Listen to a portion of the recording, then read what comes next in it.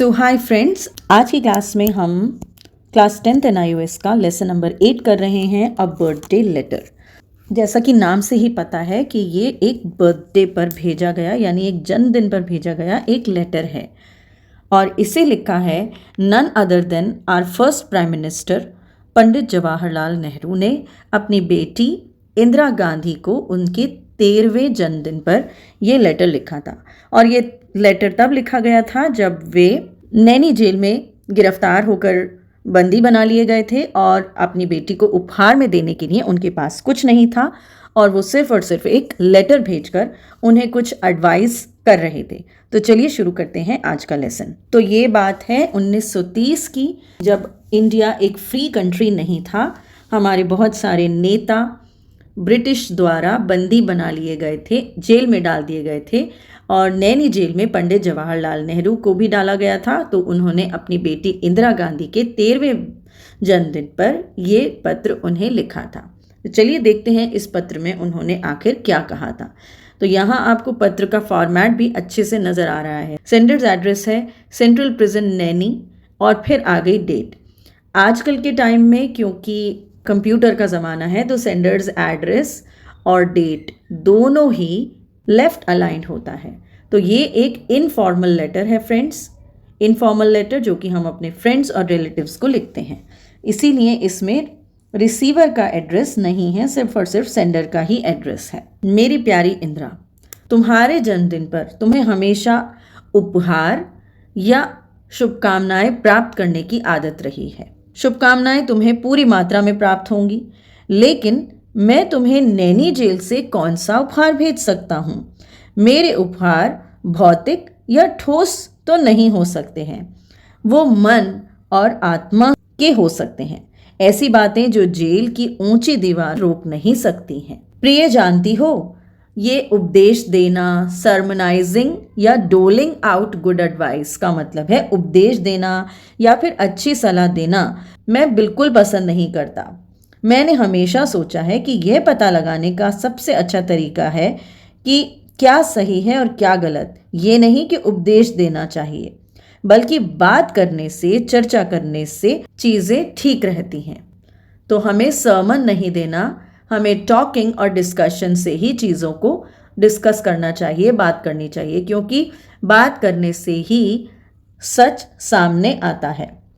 मुझे तुम्हारे साथ बातचीत करना बहुत पसंद है और हमने कई चीज़ों पर चर्चा की है, लेकिन दुनिया क्या है? दुनिया व्यापक है, दुनिया वंडरफुल है और रहस्यमयी है, मिस्टीरियस है।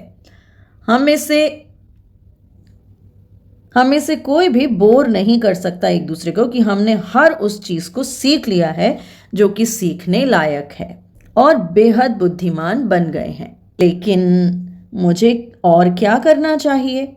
एक पत्र चर्चा की जगह नहीं ले सकता। तो फिर भी मैं तुम्हें पत्र तो लिख रहा हूँ, लेकिन ये सिर्फ एक वन साइडेड अफेयर है, यानी सिर्फ एक तरफा बातचीत है। कल्पना करो, इमेजिन करो कि मैंने तुम्हें सोचने के लिए एक सुझाव दिया कि हम अगर वास्तव में बातचीत कर रहे हैं तो ये किस प्रकार का होगा। अब यहाँ पर जवाहरलाल नेहरू हिस्ट्री की यानी इतिहास की बात बता रहे हैं। हम राष्ट्रों के जीवन में महान युगों के बारे में पढ़ते हैं, महान पुरुषों और महिलाओं के बारे में पढ़ते हैं। क्या तुम्हें याद है जब हम पहली बार जीन द आर्क की कहानी पढ़ी थी तो तुम कितनी मोहित हो गई थी और तुम्हारी महत्वाकांक्षा उसके जैसा बनने की थी। सामान्य पुरुष और महिलाएं आमतौर पर नायक जैसी नहीं होती, लीडर जैसी नहीं होती। वो बस अपनी रोजी रोटी, अपने बच्चों, अपने घरेलू चिंताओं के बारे में सोचते रहते हैं। लेकिन कुछ समय ऐसे आते हैं जब पूरे लोग एक बड़ी वजह में, एक बड़े रीजन में रुचि रखते हैं। फिर इतिहास सरल सामान्य पुरुषों और महिलाओं को नायक बनाने में मदद करता है, यानी सामान्य लोग भी लीडर्स बन जाते हैं, नायक बन जाते हैं। महान नेता में कुछ होता है जो पूरे लोगों को प्रेरित करता है, इंस्पायर करता है और उन्हें महान कार्य करने के लिए प्रेरित करता है। भारत में एक महान नेता हैं जो सभी की भलाई के लिए प्यार से भरा है और जो मदद करने के लिए उत्सुक हैं। उन्होंने हमारे लोगों को महान कार्य और महान बलिदान के लिए प्रेरित किया। तो दोस्तों यहाँ पर गांधी जी की बात हो रही है, उनके क्वालिटीज़ यहाँ पर बताए जा रहे हैं कि किस प्रकार उन्होंने भूखों, गरीबों और उत्पीड़ितों को स्वतंत्र और खुश रखने में मदद करने की कोशिश की है। उनके ग्रेट एक्शंस थे, नोबल सैक्रिफाइस उन्होंने किया था और जो ऑप्रेस्ड थे, जो पीड़ित थे, उनको भी खुश रखा, उनको भी स्वतंत्र रखने में मदद की। अब बताया बापूजी कहाँ हैं। बापूजी जेल में हैं, लेकिन उनके संदेश के जादू ने भारत के लाखों लोगों का दिल चुरा लिया है। पुरुष और महिलाएं और यहाँ तक कि छोटे बच्चे स्वतंत्रता के सेनानियों के रूप में अपनी छोटी छोटी बातों से बाहर आते हैं। आज भारत में हम इतिहास बना रहे हैं और मैं तो अपने आप को भाग्यशाली समझता हूँ कि इसे अपनी आंखों के सामने होते देख रहा हूँ और इस बड़े नाटक में अपना हिस्सा लेने की भी कल्पना करता हूँ और खुद को इसके लिए खुशकिस्मत समझता हूँ। लेकिन इस नाटक में, इस पूरे स्वतंत्रता के संग्राम में हम कौन सा हिस्सा निभाएंगे? अगर हमें भारत का सैनिक बनना है, if we are to become India soldiers, तो हमें भारत की गरिमा यानी उसके ऑनर का सम्मान करना होगा। और ये गरिमा एक पवित्र विश्वास है, एक पवित्र यानी सेक्रेड ट्रस्ट है। सही और गलत के बीच फैसला करना इतना आसान काम नहीं है। ये तो एक छोटा सा परीक्षण होगा, एक छोटा सा टेस्ट होगा। जब आप संदेह में हो, जब आप डाउट में हो, कभी भी गुप्त यानी सीक्रेट या छिपे हुए किसी भी चीज़ को ना करें, क्योंकि किसी भी चीज़ को छिपाने की इच्छा का मतलब है कि आप डर रहे हैं, आप डरते हैं। और डर एक बुरी चीज़ है और आपके लिए अयोग्य है, आपको शोभा नहीं देती, आपके लिए अनवर्दी है। तो हमें क्या बनना चाहिए? हमें बहादुर बनना चाहिए और बाकी सब कुछ अपने आप चल पड़ेगा। तो सिर्फ हमें फियरलेस होना है, बहादुर बनना है। तो तुम तो जानती ही हो इंदिरा कि हमारे महान स्वतंत्रता आंदोलन में बापूजी के नेतृत्व में गुप्तता यानी सीक्रेसी या छिपाने के लिए कोई जगह नहीं है। हमारे पास छिपाने के लिए कुछ नहीं है। हमारे लिए तो जो हमारे दिल में है वही सामने दिखाते हैं। हम जो करते हैं या जो कहते हैं उससे हम डरते नहीं हैं। हम सूरज के नीचे और प्रकाश में काम करते हैं। प्रकाश में काम करने का मतलब है कि हम हर चीज़ सामने से करते हैं, कोई चीज़ पीठ पीछे नहीं करते।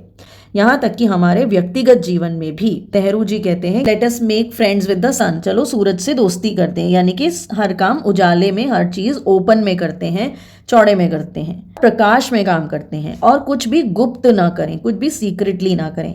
और अगर तुम ऐसा करती हो माय डियर यानी मेरी प्रिय, तो तुम प्रकाश का बच्चा बनकर बड़ी होगी। यानी कि तुम्हें भी ऐसा व्यक्ति समझा जाएगा जो कि हर काम को ओपनली सबके सामने करता है। और तुम एक निसंकोच और शांति से, यानी निसंकोच मतलब अनअफ्रेड, सीरीन मतलब शांति से, और अनरफल्ड मतलब बिना किसी परेशानी के, बिना किसी घबराहट के कुछ भी जो तुम करना चाहो वो कर सकते हो जब तुम बिना डरे कोई काम करो। तो अब मुझे लगता है कि मेरा जो पत्र है बहुत लंबा हो गया है और फिर भी मुझे जो कुछ बताना है वो शायद इस पूरे पत्र में नहीं समा सकता। और फिर भी कितना कुछ है तुम्हें बताने के लिए, वो इस लेटर में कहाँ आ पाएगा। गुड बाय, अलविदा छोटी और प्यारी। एक तरह से मेरे लिए एक बहादुर सैनिक हो और तुम बहादुर सैनिक बड़ी होकर भारत की सेवा में शामिल हो जाना। With all my love and good wishes, यानी सभी प्रेम और शुभकामनाओं के साथ, your loving father Jawaharlal Nehru. उम्मीद करती हूँ कि आपको ये क्लास समझ आई होगी। अगली क्लास में मैं आपसे फिर मिलती हूँ। अगर आपको मेरा पुराना ही फॉर्मेट ठीक लगता है जिसमें मैं लाइन बाय लाइन आपको एक्सप्लेन करती हूँ तो वो भी मुझे प्लीज़ ज़रूर बताएं। वैसे ये मैंने line by line he explain किया है, लेकिन अगर आपको इंग्लिश का भी वर्जन देखना है साथ में तो मैं वो भी कर सकती हूँ। तो just let me know and I will then come back to that. ठीक है, मिलते हैं अगले लेसन में। तब तक take care and keep learning. Bye.